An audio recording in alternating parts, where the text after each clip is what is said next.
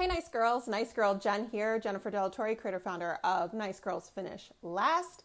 Welcome to this live. If you are new to watching, please let me know down in the comments. And also, whether you're new or not, comment hi Jen and say hello. I'd love to hear from you. And if you want to share with the rest of us what business you're in, what type of business you have, go ahead and put that in the comments below. So I'm going to get started. There is what we're talking about today are business pages and personal profiles here on Facebook. Which one is better? Which one do you really need? And I wanted to talk about this because every time I am working with a brand new client and we are going with, going through their social medias and doing the facelift and all of that, a common question always comes up, and that is, what is the point of having the business page? What do I do on my personal page?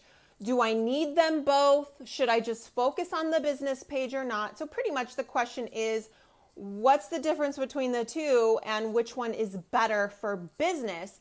And I realize this is actually a question that a lot of you have, and a lot of you may have a business page and you're working on getting people to it, but are you wasting your time? Is it something that you should be really focusing on more or not really focusing on it at all? And so I just wanted to kind of briefly break it down to you today. So let's get into it. First of all, let's break down the two. Let's start with, of course, your personal profile, right?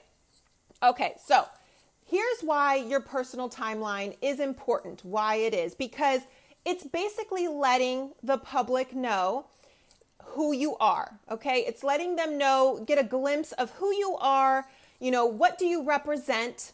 What is it that you do as far as your career? What kind of hobbies do you have? What does your lifestyle look like, right? What kind of opinions do you have? What's your, let them kind of see what your personality is like, and what else? Your beliefs, your standards, all of that. It's personable. So just real quick, a while back, I guess it was a couple of years ago, I was looking, and I had posted somewhere that I was looking for any kind of deals or whatnot, or someone that could help me plan a trip to Disney World. And one of the ladies that had reached out, I went to go check out her profile, and there was like nothing there. I guess really what it was is that most of it was private. So tip number one, have your personal profile be public if you're using it for business. Now, sure, you could have certain albums that are for friends only or whatever. You can set up your own settings. A lot of you don't even know the kind of settings that you have that are available to you. So if there's certain things you do want to keep more private, you can do that. But generally speaking, you should have everything on a public setting, because when someone is coming to you and possibly looking to get services from you or buy a product from you, they want to know or feel like they know who you are. So you can't have everything on private and then expect people to feel comfortable with you. People won't buy from you for two reasons. One, they don't trust you, or you didn't give enough reason why. So how can they even trust you or learn to trust you if they don't really know who you are? There are, oh my gosh, what was it? I should have wrote it down. There's like 81 million fake Facebook profiles. Yes, okay? So how do you know somebody isn't trying to scam you? You don't really. And if you've got everything private, that's already a red flag. So here's one thing that I do, and I don't know if any of you do it.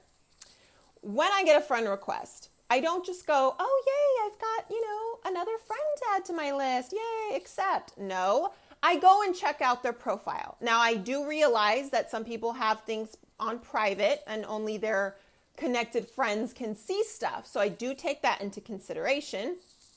But I go and I check out their profile and see what I can see.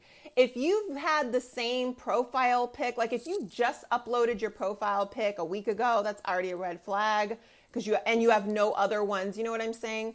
You have like no status updates, like 2 pictures. One is like some image you got off of Google, and the other one is this profile pic of yours. It's a red flag that you're probably fake and who knows what you're up to. So you guys know what I mean. So don't just accept anybody. Not going off on a tangent here, but my point is people want to see who you are and get a glimpse of who you are. So your personal profile, you should have public. So, hey, thanks for joining. Please say hello. Okay, so yes, it is important that if you're going to be promoting any type of business online on social media, that you do use your personal profile. A lot of people want to shy away from it or create 2.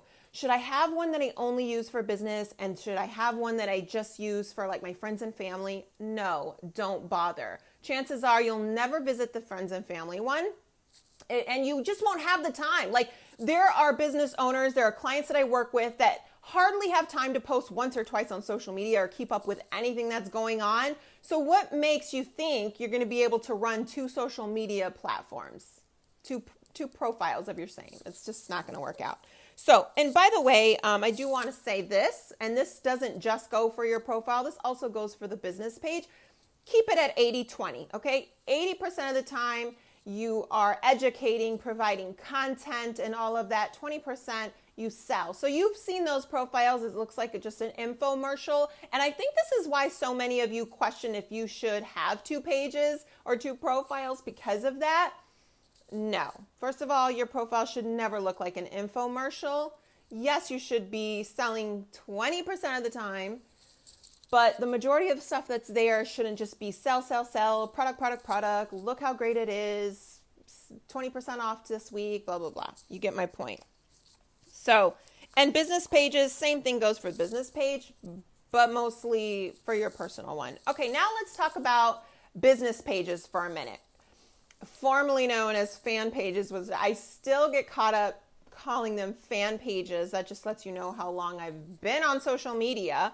What are they really good for? They're good for when you're ready to do paid advertisement, when you're ready to do ads.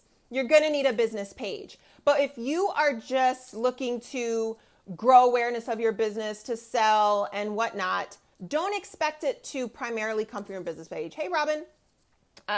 Because only about 6%, and that's like on the higher end, of the people following your page are going to see what you're posting. So you might be like, wow, I only got, this many likes or whatever on my page, or if you're lucky, if they'll even like it. But you'll see on your page how many people you've reached. That's how many people are going to see what you're doing on your business page. So my point is, it's more effective to be doing things on your personal profile because you're going to reach more people.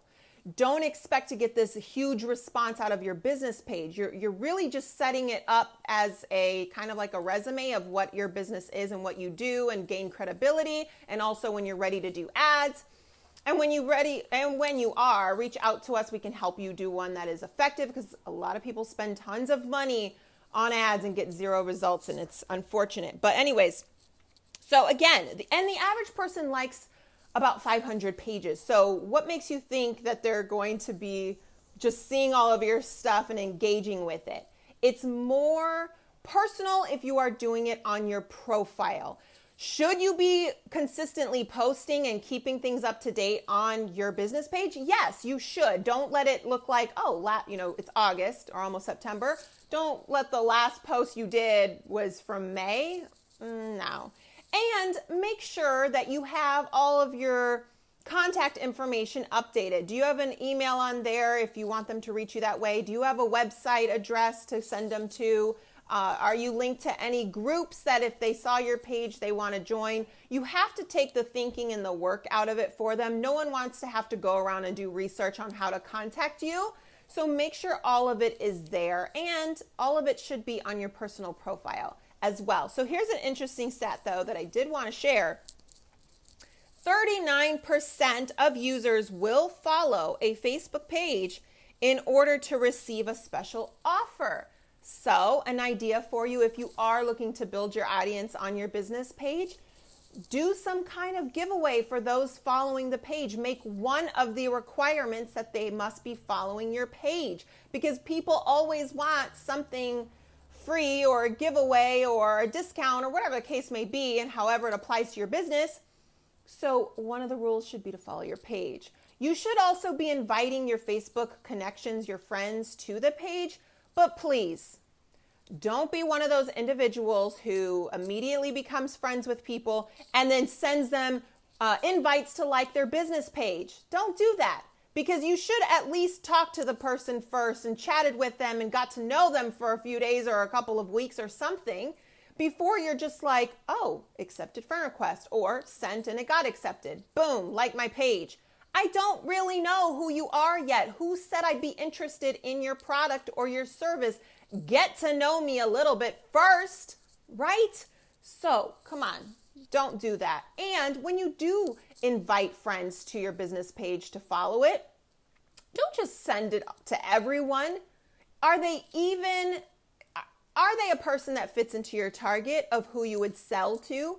And if you are brand new to business and you're still thinking anybody that's got any kind of chunk of change in their wallet would be a good customer for you, then you definitely need to speak to me ASAP, because no, and that's why you'll have a really hard time selling. But anyways, if you're familiar with Nice Girls and with any of this, then you know that you should be speaking to your target of who would be who you're looking to buy. So make sure you get to know people first and make sure they're a good fit before you start inviting them to your page. And all your info, like I said, is updated. So anyways, I just wanted to address that because it's a common question that I get. Yes, you should set up your page, but I guess the point is be more focused on what you're doing on your personal profile. Because if someone is going to buy from you, they want to know a little bit about who you are. And when they get to know who you are, they feel like they know you. They start to feel like they can trust you, and therefore more likely to ask for help from you, and buy from you. So yeah, go ahead and set up the business page if you like. Go ahead and keep everything current. Make sure there's no confusion on what it is you sell. But don't get hung up on, well, I only post, family pics on my personal profile, and on my business is where I post like all my sales and stuff. But who's seeing it? Are 20 people following you? Are 500 people following you? And even if they are, again, only about, I'm going to say 3 to 6% are actually going to see what you're posting on your business page. So you're missing out on a lot of potential money and customers if you're only focusing on promoting business things on your business page on Facebook and not your personal profile. So make sure you keep that in mind. If you need help with any of this, make sure to go to nicegirlsfinishlast.com. We will help you do it for you, or we'll teach you how to do it. And also, if you just need consistent help on how to market, because again, like I mentioned, if you don't even know what Target is, how to market and all of that good stuff, go to joinclub100.com. I put the links above. So thanks for watching. Share this with other women entrepreneurs. Don't forget to say hi and talk to you soon.